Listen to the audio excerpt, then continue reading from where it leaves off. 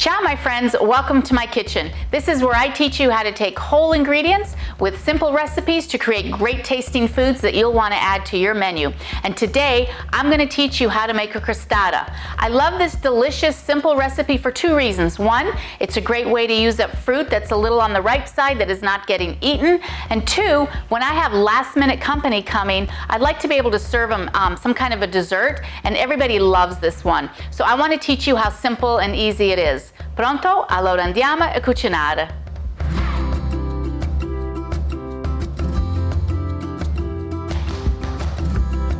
To start making our crostata, we have two choices. One, you can make your own homemade pie crust, which is super simple, but there are times where I don't have time, so I do keep an organic pie crust in the freezer. I keep a couple of these. I just get these in the freezer section from my grocery store, which is Nugget Market, which is the one that I shop at. So I do keep a couple of these, so when I need crust in a pinch, I can just pull it out real quick. So you do have to defrost it.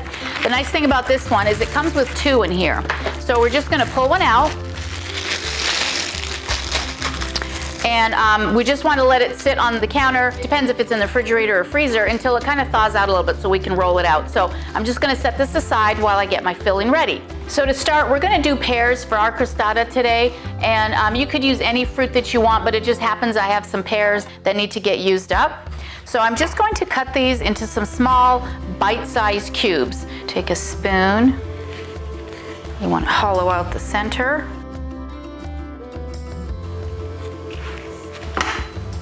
Take out the stem.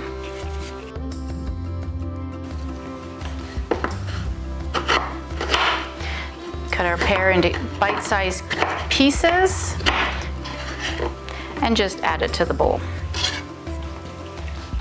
Now for the pears, you can really use any kind you want. I happen to have Bartlett and au jus pears. Not only is it pears that you can add, we could add an apple to this if we wanted to.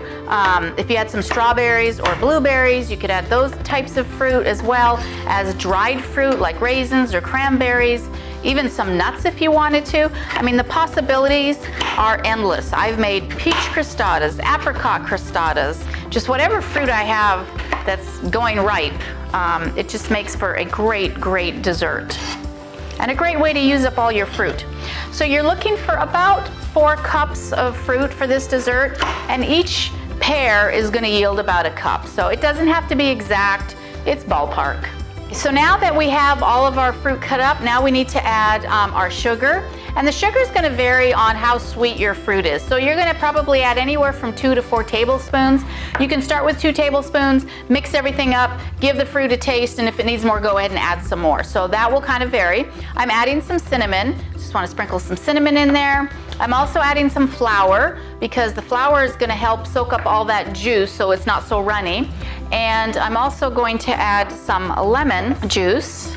My handy dandy lemon juicer. This is a really good heavy duty stainless steel. I have a link below if you're interested. It is one of the products that Green Olive does carry. All right. And if you wanted to, you could actually add orange juice in here instead if you wanted to change up the flavor. That's totally great, perfect. And we also want to add a pinch of salt. Now, one of the things my students always ask is, what exactly is a pinch of salt? Because some people just gingerly pinch it. A pinch is when you actually take 3 fingers and you put all 3 in and you pinch the salt. So you can see how much salt is actually in a pinch. So you want a good pinch with 3 fingers of salt, and that's just going to help enhance the flavors. And I'm just going to give this a quick toss. And I'm going to taste it for sweetness to see if I need to add more sugar. Let's see here. I think for my pears, I am going to add just a little bit more. So I probably put in about 3 tablespoons. I know a lot of times when I do peaches and apricots, I don't need as much sugar because they are super sweet. Okay, so that is all there is to our filling. Simple.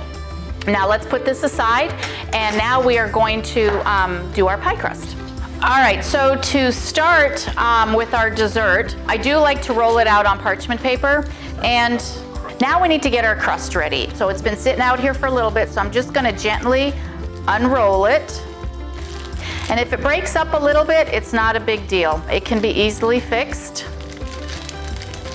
And again, like I said, you could do a homemade one or a store-bought is totally fine.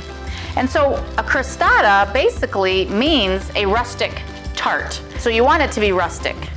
That is the beauty of a crostata. Okay, now I'm just gonna flip this over my parchment paper. Okay, and even though we have a few tears here, not a big deal. I'm just gonna press it with my fingers. And I'm gonna get my rolling pin and just kind of roll it out just a little bit, just to kind of thin out the crust. Plus it's gonna help all this come together. Again, don't stress over it because the whole thing about a crostata is that it's rustic, so it's not meant to be perfect. So for those of you who are worried about never having the perfect pie crust, this is the perfect dessert for you. All right, so now we have it rolled out. It's not perfect, but it's rustic, right? So it's perfect as far as rustic goes. The other thing I do want to mention about the parchment paper, my parchment paper might look like it's a little burnt and used. A lot of people don't realize that you can actually reuse parchment paper. All you have to do is just wipe it down clean with a damp cloth and just save it for the next time. So you can always reuse these multiple times, many, many times. They're not necessarily disposable one-time use. So I do probably get about, I would say 10 to 15 uses out of each parchment paper as long as they don't burn too bad. But okay, so now to put our filling in here, we want to work just in the middle of our pie crust. And if you find that you have too much filling, that's okay. You don't need to put it all in there. But I will say that this filling is going to cook down quite a bit. So don't panic if you think it's way overflowing. And I'll show you what it looks like. So I'm going to spoon out my filling. I don't want to get too much juice in here because this will make plenty of juice on its own. I know we put some flour so that it will absorb some of that juice, but I find when there's too much juice, because your pie is going to probably, it could leak and break and you'll have juice everywhere, which is okay, that's normal, but I want to try to not have as much juice if possible to alleviate that problem. Okay. All right, I didn't have too much juice left over, so that was good. All right, so now we kind of want to just flatten this out just a little bit. Again, keeping the edge clear, because now we're going to take the edge of our pie and just pull it up. And as you pull it up, you want to bend right here. Pull it up and create a crease. Pull it up and create a crease.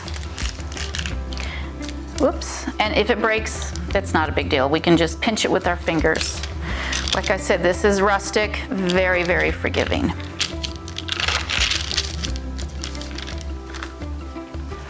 All right, and once we have it almost all around, now you can go ahead and just kind of press along the edge. Again, it looks like this is really full, and it is, but it is gonna cook down and it'll be just fine. Now we need to take this crostata and put it onto our baking sheet. And of course, I should have probably done it when I rolled out the dough before I put the filling in, but I forgot. And this is not the first time I have forgotten, so I have since purchased a cake lifter for times like these. So I've got my little cake lifter, and I'm gonna help it onto my baking sheet.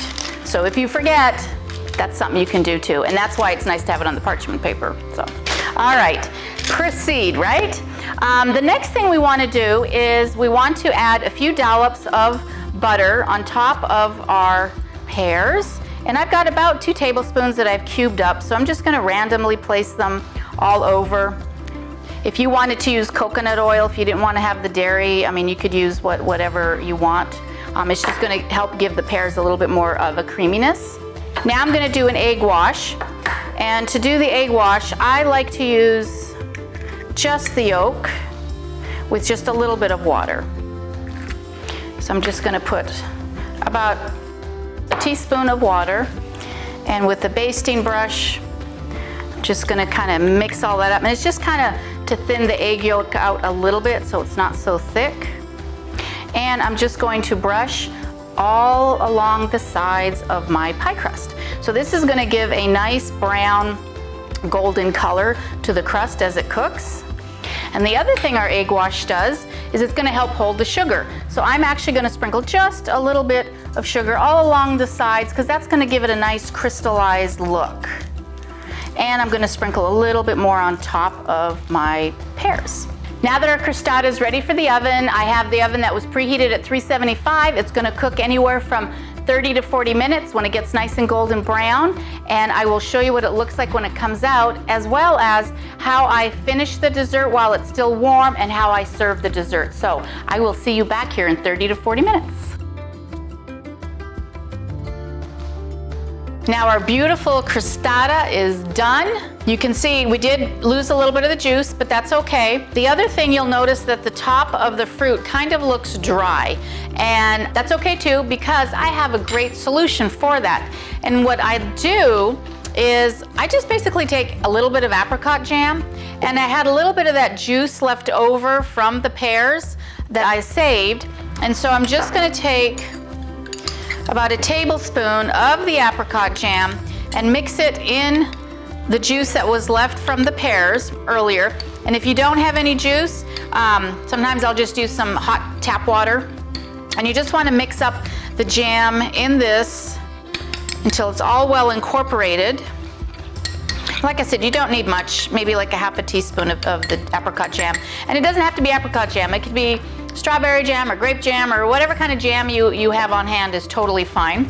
And with the pastry brush, and because this is still warm, we want that nice and warm, we want to get as much of that jam on our brush and then just start dabbing your fruit. Just like so. And it's going to create this really nice glaze, shiny glaze on top, and your pears won't look like they're dried out from the oven, which that is what's going to happen because it's pretty hot and dry in there. And if you wanted to, you could actually take some of this jam and just kind of, you know, brush along the sides of your crust as well. So it looks like the half a teaspoon that I used was perfect for this. But if you find that you need more, just go ahead and just use some more. And if you wanted to, you could sprinkle a little bit more cinnamon on top, a little more sugar, whatever you want. It's totally up to you. Okay, so now I'm going to let this cool completely before I take it off of here, and I'm going to show you how I serve it just to boost it up another notch. Now that our pear crostata has cooled down, it is ready to serve. There's so many different options of how you can serve this dessert. You could top it with whipped cream, you could top it with ice cream, just powdered sugar, or just the way it is alone is just wonderful as well. So the options are endless in how you want to serve this, but I know that you will enjoy it. And like I said, this is a rustic dessert, so you can customize it to however fits whatever it is that you have in your pantry and on hand that you want to use up. I hope you give this one a try. Until next time, ciao, ci vediamo dopo.